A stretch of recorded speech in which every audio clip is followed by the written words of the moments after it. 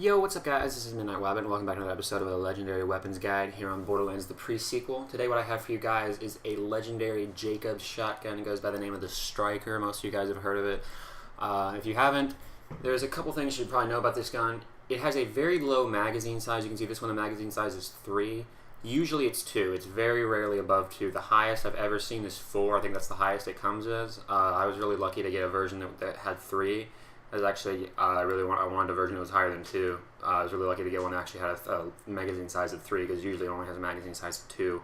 So you really want to get, you really want to invest heavily in any kind of skills or class mods that will boost your magazine size with this gun, even just by 1. Like 3 is tolerable. I feel like 2 for me is just too low, but like 3 is bearable for me. But that's really, it's really your call. What you want to do to get this gun anyway is to go to Crisis Scar here. It's right here on this map. Once you get here, this is the route you're going to want to take to get to Red Belly, who we're trying to kill to get the Striker. And he's one of the first main bosses, like the third or fourth main boss in the storyline. And coming up right here on the right, as you can see, there's a little fast travel thing to Triton Flats right here.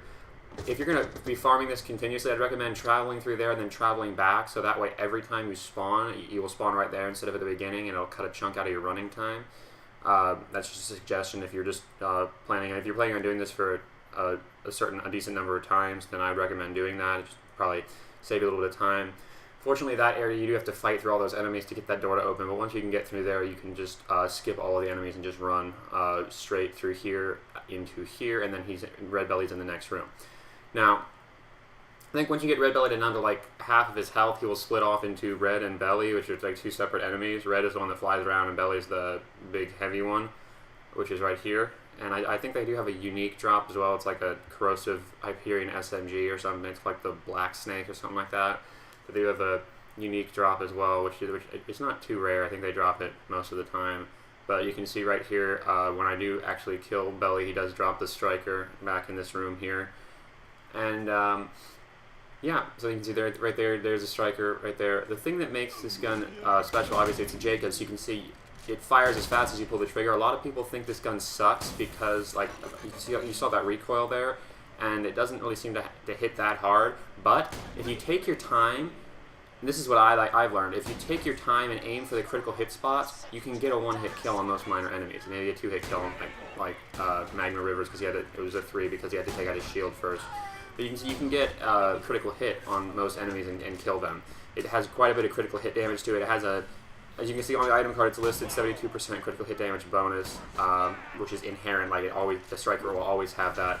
I think there's a certain prefix that will increase that even further, but it will always have that plus 72% critical hit damage bonus, just in any version of the Striker you have. It's incredibly accurate. You can see crosshairs are a little bit tighter, I think, because of my Oz kick, so when I am in midair, it increases my accuracy. But the crosshairs are always about as tight as the scope. That's usually about how tight they are when you're standing still on the Striker. So it's very, very accurate, even like when hip firing.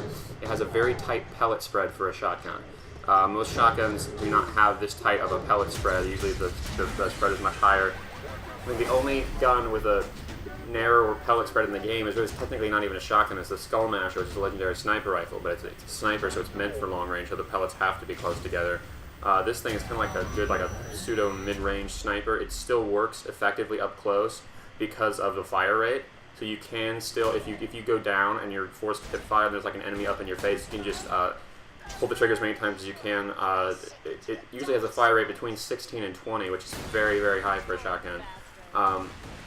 So, and when you saw me pulling the trigger earlier, that's my trigger finger, which really isn't that fast. A lot of you guys can probably get it to go quite a bit faster than that. So my trigger finger's not exactly the best, but I usually try to take my time with this gun and aim for critical hits, like I said. I find that's the best way to use this gun. I think if you do manage to use it like that, you can see, like, when it hits the body, it doesn't do exactly all that much damage, but if you can get a critical hit with this gun, it will do quite a bit of damage. As you can see right there, it took out like half that guy's health, and I couldn't really make a dent before when I was shooting him in the chest. So that's how I recommend using this gun. A lot of people say this gun sucks because that's not how they use it. They just run up and they spam the trigger till it runs out of ammo and then reload, and they keep doing that. It takes like 3 or 4 clips to kill one enemy. And so that's why a lot of people say, oh, the Striker sucks. it really doesn't. It's actually a very good gun if you know how to use it correctly.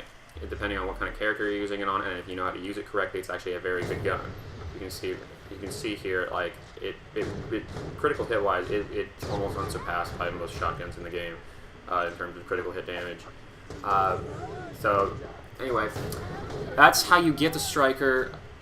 See, the one here I have is a Loonshine version because I did get this from the grinder, so this doesn't increase the critical hit damage or anything. It's just a plus 3% max shields or something like that. So yeah, once you complete True Vulcan mode, Red and Belly will be level 50, so you can always farm for level 50 version of this from them. They have a... I've only ever gotten it that one time you saw the drop. That's the only time I ever had it recorded, was through my first playthrough on the Handsome Jack DLC. That was the first time I ever actually got it. It just happened to be recording at that time. I got lucky. I farmed him a little bit, not too extensively, but so I'm not exactly sure how rare the drop is from him because I haven't really farmed him all that much.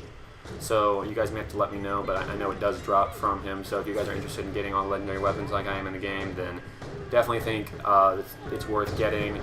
If you're around the level where Red Belly is in the campaign and you want to get a good gun or something like this, this will be very effective on a lot of characters. The Lawbringer comes to mind. It's very good on the Enforcer, as you can see, because when you're sprinting, you can still shoot, and that actually increases your accuracy.